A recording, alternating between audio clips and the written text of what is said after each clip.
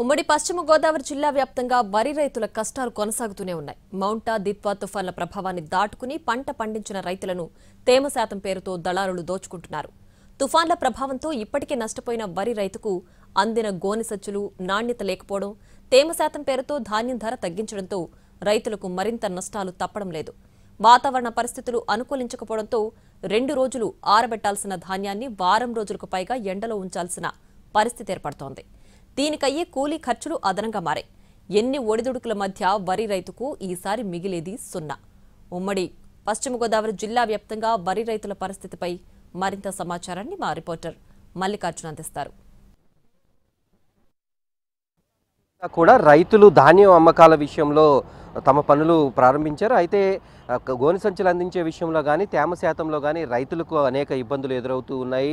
16-17% ఉంటే మాత్రమే ధాన్యాన్ని కొనుగోలు చేస్తున్నారు. ఇటీవల వచ్చినటువంటి దిత్వా తుఫాను, అంతకుముందు మౌంటా తుఫాను ప్రభావాలతోటి ధాన్యం అంతా కూడా ఇంకా ఇలా రోడ్లపైనే ఉంది. ప్రస్తుతం మనతో మాట్లాడేందుకు రైతులు అన్న ఏంటి కొనుగోలు ఏ రకంగా సాగుతోంది, ఎటువంటి ఇబ్బందులు ఎదురవుతున్నాయి? సంచులు బాగా ఇబ్బంది వచ్చేస్తుందండి. సంచులు బాగా ఇబ్బంది పెట్టేస్తున్నారు. కొనుగోలు కూడా అంత గమని మిల్లి కాడ కూడా దించుకోవాలి. 18 ఉంటే వెనక పంపించేద్దాం, మళ్ళీ దింపుకోవడం ఖర్చులు మళ్ళీ పెరిగిపోతున్నాయి.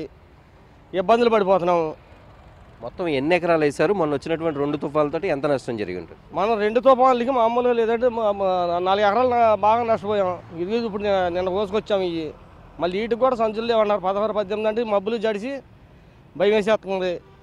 మబ్బులు జడిసి ఇది ఆరేసుకుంటున్నాం. నిన్న కోసుకొచ్చామండి. ఇవి అది ఎంత కోతకు వస్తున్నారు? అంటే ఇప్పుడు క్వింటాల్కి 2 కేజీలు అలా కోస్తున్నారా, డబ్బుల్లో తగ్గిస్తున్నారా? ఏ రకంగా ధాన్యం దింపుకోనంటున్నారు. వాళ్ళు దింపుకోనంటున్నారు. అక్కడికి వెళ్ళా తిరిగి వచ్చేస్తున్నాం. ధాన్యం వాళ్ళు దింపుకోమో వద్దు, 18 ఉంటే వాళ్ళు దింపుకొని తీసుకెళ్ళిపోయి మళ్ళీ ఆరబెట్టండి అంటున్నారు. మళ్ళీ సార్లు తెచ్చి మళ్ళీ పోతాం. మరి సగం ఛార్జీ ఆరికెరాయిలు ఇవన్నీ పెట్టుకుంటాడికి అసలు ఏమి రైతులకి అంత ఇబ్బంది అయిపోతుంది. మరో 3 రోజులు ఎండబెట్టాలి అంటే మళ్ళీ కూలీలకు డబ్బులు ఇవ్వాలి కదా. మొత్తం అంతా కూడా ఒక్కసారి మిల్లు వాళ్ళు వద్దు అంటే మళ్ళీ ఎంత పెట్టుబడి పెట్టాలి? మళ్ళీ అయితే పెట్టుకోవాల్సిందే. 10 మంది 12 మందిని పెట్టుకోవాల్సిందే. 600 కూలీ మనిషికి. 600 కూలీ, 10 మంది 12 మందిని మళ్ళీ సార్లు ఎప్పుతానే మళ్ళీ మొట్టవాళ్ళు రావాల్సిందే. మొట్టవాళ్ళకి మళ్ళీ 1000 రూపాయలు.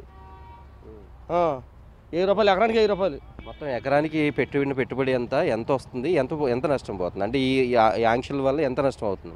నష్టం ఉందండి. బాగా నష్టపోతున్నారండి జనం. మామూలుగా గోలు ఎత్తిపోతున్నారు, గంగిళ్ళు ఎత్తిపోతున్నారు. ఎత్తిపోయినా కానీ మామూలు మిల్లి కూడా బాగా ఇబ్బంది పెట్టేస్తున్నారు. సంచులకి కానీ అన్నిటికి కూడాను.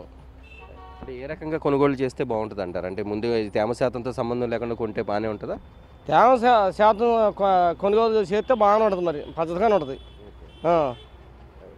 ఇది జిల్లా రైతులు చెబుతున్నటువంటి పరిస్థితి. మొత్తం ఎటు చూసినప్పటికీ కూడా ధాన్యాన్ని ఆరబోసినటువంటి పరిస్థితి కనిపిస్తూ ఉంది. తేమ శాతం పేరుతోటి మిల్లర్ల దగ్గర నుంచి రైతులకు అనేక ఇబ్బందులు ఎదురవుతున్నాయి. 18% తేమ శాతంతో మొత్తం లోడ్ చేసినటువంటి ధాన్యం మిల్లు దగ్గరికి వెళితే తేమ శాతం ఎక్కువ ఉంది అనే పేరుతోటి వాళ్ళని మళ్ళీ తిరిగి వెనక్కి పంపిస్తున్నారు. అప్పటి వరకు లోడింగ్కి చాలా రవాణా ఖర్చులు అవుతాయి. కానీ మళ్ళీ వెనక్కి తీసుకువచ్చి మళ్ళీ 10-12 మంది కూలీలను పెట్టి అలా 3 రోజుల పాటు ఆరబోయాలంటే రైతుకు సుమారుగా ఒక 15,000-20,000 వేల వరకు కూడా అదనంగా ఖర్చు అవుతుంది. అయితే ఆ తర్వాత కొనుగోలు ఏ రకంగా చేస్తారు అనేది మళ్ళీ వాళ్ళకి ఒక సందిగ్ధం. ఈ నేపథ్యంలోనే మధ్యలో దళారులు ఏర్పడి వీళ్ళ దగ్గర తేమ శాతంతో సంబంధం లేకుండా కొనుగోలు చేస్తున్నారు. అంటే తక్కువ ధరకి కొనుగోలు చేయడంతో రైతులకు ఇబ్బందులు ఎదురవుతున్నాయి. ఓవైపు ప్రకృతి విపత్తులు, మరోవైపు ఆంక్షలు అనేవి ఇబ్బందులు ఎదురవుతున్నాయి. మధ్యలో వచ్చేటటువంటి దళారులు ఎవరైతే ఉన్నారో వీళ్ళ దగ్గర తేమ శాతాన్ని అడ్డుగా పెట్టి 1700 బస్తాకి క్వింటాకి ఇవ్వాల్సినటువంటి వాళ్ళు 1500 లేదా 1600, అంటే ఒక్కొక్క కేజీకి దాదాపుగా ఇక్కడ 10 రూపాయల వరకు కూడా తగ్గించిపోతున్నటువంటి పరిస్థితి. ఈ నేపథ్యంలో రైతులు తీవ్రంగా నష్టపోతున్నటువంటి పరిస్థితి అయితే కనిపిస్తూ ఉంది.